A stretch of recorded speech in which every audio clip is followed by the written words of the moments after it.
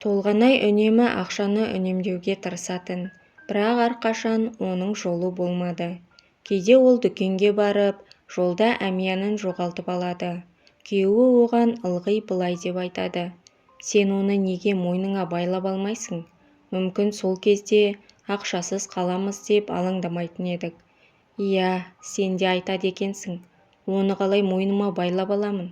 Ұят емес пе?» Мұндай жағдай жылына 1-2 рет болатын. Содан соң мұны ұмытып кетеді. Жылдар өткен сайын жағдай нашарлай түсті. Сондықтан күйеуі Балғынбек дүкенге өзі баруға мәжбүр болды. Ал бірде зейнетке алғаш шыққан кезінде үйге бір тиынсыз келді. Балғынбек оған ренжіді. «Бұл не қылғаның? Енді келесі айға дейін қайтып күн көреміз». Толғанай оған қарап, ештеңе деп жауап бере алмады. Ол енді ақталуға сөз таппады.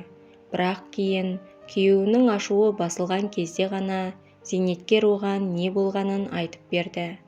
«Мен ол ақшаны бір жігітке бердім. Ол маған барлық құжаттарын, ақшасын ұрлатып алғанын айтты. Енді үйіне қайта алмай тұр екен». Күйеуі оның ертегісіне сенбегені анық. «Жарайды. Шын мәнінде не болғанын айтқың келмесе, онда қызымыздан ақшаны өзің сұра. Келесі айда зейнетақымызды алған соң қайтарамыз де». Күйеу баладан да ұят болатын болды. Олар жақында ғана ақша беріп еді. Олардың қыздары Айсамалдан көмек сұраудан басқа амалдары қалмады. Ол анасының әңгімесін тыңдап, содан соң әкесі сияқты анасын жазғырды. «Иә, қиналып тұрған адамға көмектесу керек. Бірақ өзіңізді де ойлауыңыз керек қой. Олардың алдап тұрмағанына кім кепіл? Мүмкін ол алаяқ шығар». Анасы оның сөзін тыңдап жылады. «Менен көмек сұрап тұрған адамға қалай көмектеспеймін? Ол жігіт шын жүректен ақша сұрады.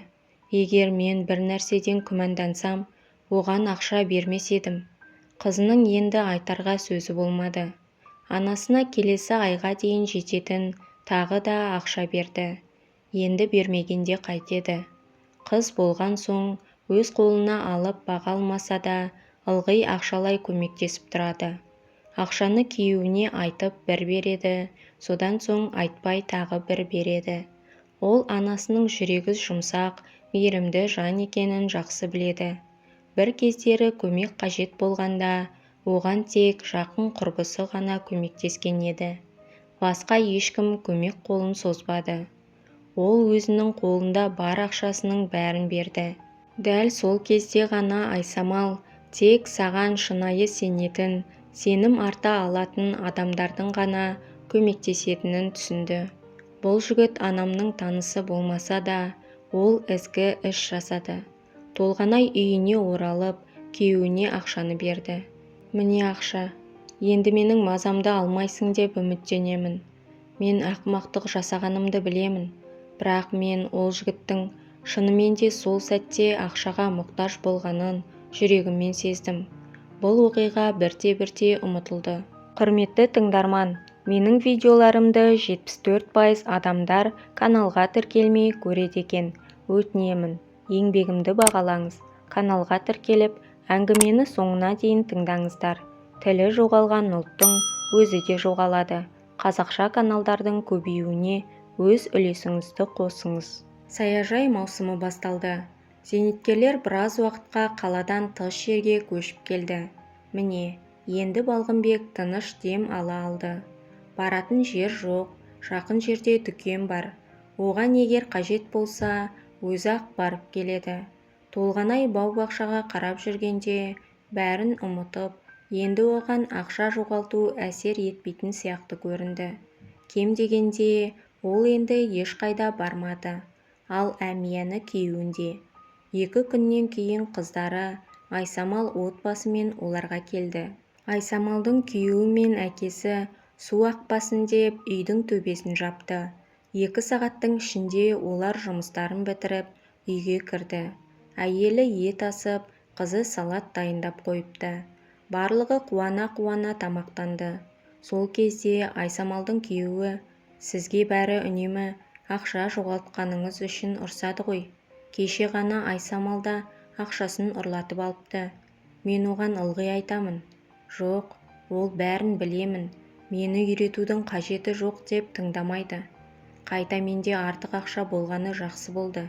Әйтеуір несиені уақытында төледік. Әкесі тамақ ішіп жатып күлді. Бәрі дұрыс. Анасы сондай болса, қызы одан асып қайда барады дейсің? Біз жоғалтпасақ болды ғой. Толғанай оның сөздеріне ренжіген жоқ. Өйткені ол күйеуінің ендігі әзілдеріне үйреніп кеткен. Түскі астан кейін қызы мен күйеу баласы көліктеріне отырып қалаға кетті. Қарттар қайтадан үйде жалғыз қалды. Екеуі теледидардан жаңалықтар көрді. Келесі күні Толғанай көрші әйелді көріп қалып, онымен әңгімелесті. Ол да оған алаяқтардың құрбаны бола жаздағанын айтты. Одан да бір жігіт билетке ақша сұрапты. Ал көршісі оған көмектескісі келгенде жандарына полиция қызметкері келіп қалып, оны көрген жігіт қаша жөнеліпті. Мен оны қуып жеткен-жетпегенін білмеймін деді.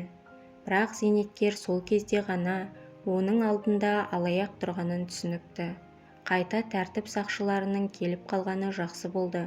Әйтпесе мен оған бар ақшамды беріп қояр едім деді. Толғанай оның сөзін тыңдап, сен мені олай өзіңмен салыстырма.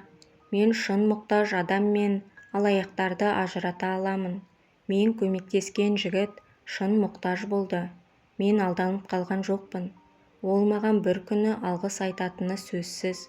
Одан қайтпаса да Құдайдан қайтады. Осы кезде Балғынбек сыртқа шықты. Қалың қалай көрші? Ол сағанда ертегілерін айтып жатыр ма? Қазір адамдардың айтқандарына сенетін заман емес. Қанша сендіріп айтса да сақ болу керек. Алаяқтар көп. Ол әлі де әйелін кекетуін қоймады. Бірақ әйелі де оның құлақ етін жейтін. Ол бір арзан құрал-жабдықты сатып алады. Содан соң ол бір айға жетпей бұзылады. Сол кезде әйелі оған ұрса бастайды. Мен саған қашан қайтам? Арзанның аты арзан, тез сынып қалады. Алған соң сапалысын бірақ алу керек. Қайта-қайта алатындай біз бай ма едік? Осылайша екеуі бір-біріне қаржыны дұрыс басқаруды үйретіп әлек болды. Нәтижесінде олар алаяқтардың қармағына жиі тап болды. Көршісі оларға қарап күлетін. Мына түрлеріңе қараңдар. Алаяқтар сендерді алдамағанда кімді алдайды? Қой, одан да мен өз шаруаларымды жасайын. Әлі гүл отырғызуым керек. Бүгін мен қалаға барамын. Егер қаласаң, сен де жүр, бірге барып қайтайық деді. Бірақ Толғанай бас тартты. Маған онда барудың қажеті жоқ. Енді күзге қарай бірақ барамыз. Көрші әйел кетіп қалды. Ал Балғынбек есік алдында отырды. Кешке оған күйеу баласы қоңырау шалып, әйелі жоғалтқан ақшаның табылғанын айтты. Айсамал оларды матрастың астына жасырып, өзінің қайда қойғанын ұмытып қалыпты. Мұны естіген соң Балғынбек тағы да әйеліне ақша туралы айтып, құлақ етін жей бастады. Тағы да ақша туралы дау басталып кетті. Толғанай әже күйеуіне қарап, «Е Аллам, маған сабыр бер.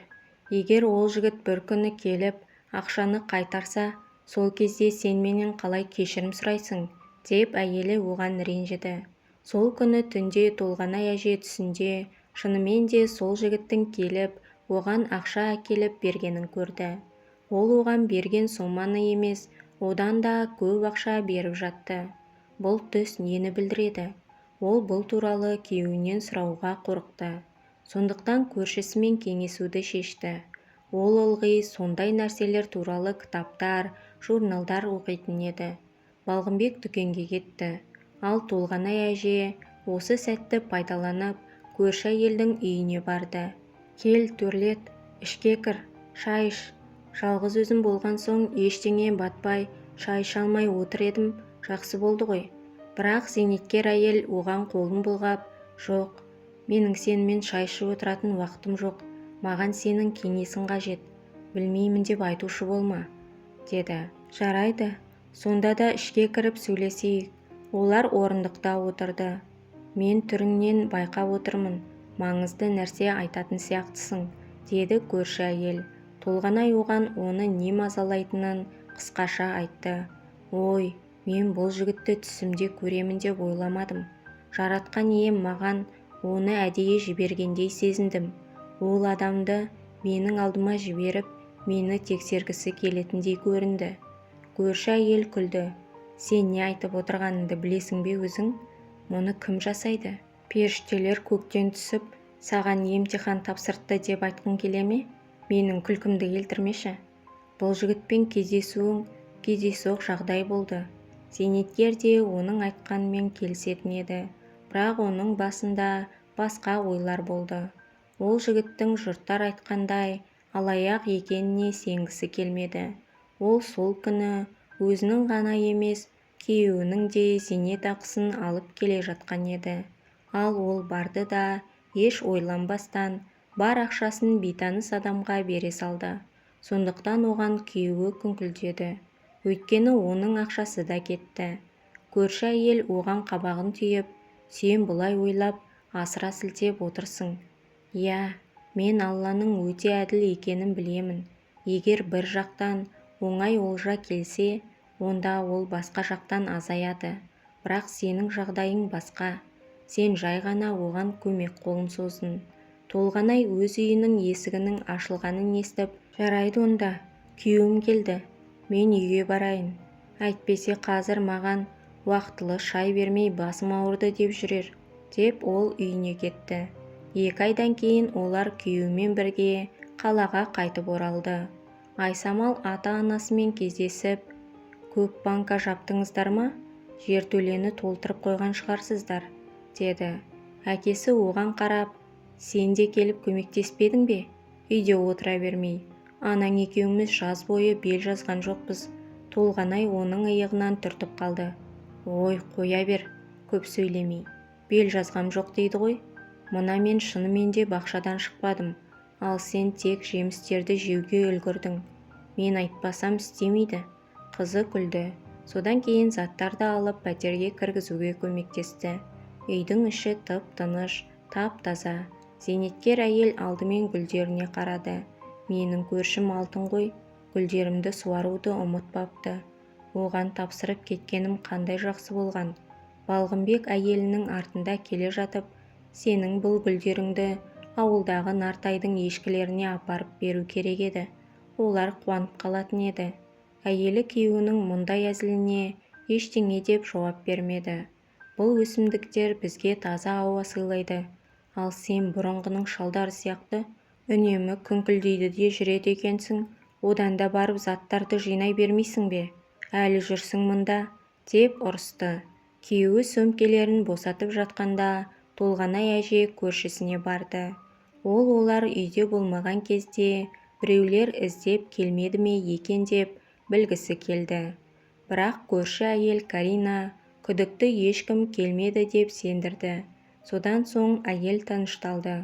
Өйткені оның көрген түсі аян түс болып шықпады. Ол өзі ойлап тауып, өзі соған сеніп қалған сияқты. Бірақ бұрын тек өзі көзбен көріп, құлағымен естіген нәрсесіне ғана сенетін. Енді ғана барлық жұмыстары аяқталып, демалуға болатын сияқты көрінген еді. Бірақ ертең оларға бір аптаға қызы бала-шағасымен келетін болды. Мәселе мынада болып тұр. Олар үйлеріне жөндеу жұмыстарын жүргізіп жатыр екен. Дәлірек айтқанда, сырдың иісінен иістеніп ауырып қалмас үшін ата-анасының үйінде тұра тұруды шешіпті. Үйде азық-түлік те таусылды. Жиендері келсе, оларға тәттілер алуы керек. Ал дүкенге баратын Балғынбектің қолы бос болмады. Сондықтан Толғанай дүкенге өзі баруға мәжбүр болды. Ол тағы да үйден көп ақша алып шықты. Күйеуі ескерткенімен ол оған мойын сұнбады. Бірінші ол сауда орталығына барып, өнімдерді таңдай бастады. Сүт, нан, тәттілер сатып аламын деп шешті. Жарты сағаттан кейін себетте қажетті нәрсенің бәрі болды. Бірақ кассаның жанына келгенде зейнеткер қалтасынан ақша таппады. Сондықтан оған азық-түліктерді сол жерге тастап, дым алмай кетуіне тура келді. Әрине, өте ыңғайсыз жағдай болды. Үйге барар жолда әйел тоқтай алмай жылады. Адамдар оның жанынан бейжай өтіп бара жатты. Тіпті ешкім одан «бәрі жақсы ма?» деп сұраған да жоқ. Толғанай дым сатып ала алмағанына емес, енді тағы да күйеуінен сөз еститініне алаңдады. Ол тағы да оның миын жеп күңкілдейтін болды. Бір кезде күтпеген жерден оның жанына қымбат шетелдік көлік келіп тоқтап, оның ішінен бір ер адам жүгіріп шықты. Ол зейнеткердің қолын алып, «Міне менің құтқарушым, мен сізді енді ешқашан кездестірмеймін бе деп ойлап едім». Бұл бір кездері Толғанай әже қолындағы бар ақшасын беріп көмектескен жігіт еді. Оның аты Сәрсен екен. Ол Толғанай әжені көлікке отырғызып, оны үйіне жеткізіп салды. Олар жолда ұзақ сөйлесті. Негізінен Сәрсен әйелге өзін бір кездері құтқарғаны үшін алғыс айтты. Ол оған барлық қажетті заттарын сатып әперіп, тіпті оны пәтеріне дейін көтеріп апарды. Толғанай әже оны күйеуі Балғынбекпен таныстырды. Бұл Сәрсен, мен бір кездері ақша беріп көмектескен адам. Кейінірек ер адам Толғанай әже берген ақшаның бір тиынын да өзінде қалдырмай, бәрін қайтарып берді. Сонымен қатар оларға келіп көмектесіп тұрады. Қазір екінің бірі қиындыққа тап болған адамға көмектесе бермейді. Әрине, оған да себеп бар. Қазір не көп, алаяқтар көп. Толғанай оның өмірін сақтап қалды деп айтуға болады. Ол бұл қалаға сол кезде бір іс сапармен келген екен. Бұзақылар оны ұрып, тонап кеткен. Үстіндегі әдемі киіміне дейін шешіп алған. Түрі адам шошырлық болған соң, Толғанай әжеден басқа адамдар оған көмектеспек түгілі, оған бұрылып та қарамаған. Оны ішімдікке ақша сұрап тұрған адам деп ойлауы мүмкін. Немесе үйсіз-күйсіз біреу деп ойлағанда шығар. Енді ол бір кездері өзін құтқарып қалған адамның тілеуін тілеп, оған қолдан келгенше көмектесіп тұрады. Ол Толғанай әжені екінші анам деп санайды. Толғанай әже біреуге жасаған жақсылығың адамнан болмаса да, Алладан еселеп қайтарына кәміл сенеді. Кең болсаң, кем болмайсың деп жатады ғой қазақ. Соңы. Құрметті тыңдарман, егер әңгіме ұнаған болса, лайк басып, каналға тіркелмеген болсаңыз, тіркелуіңізді сұраймын. Және де әңгіме тыңдағанды жақсы көретін таныстарыңызбен бөлісіп қойыңыздар. Мені қолдайтын әр оқырманыма мың алғыс.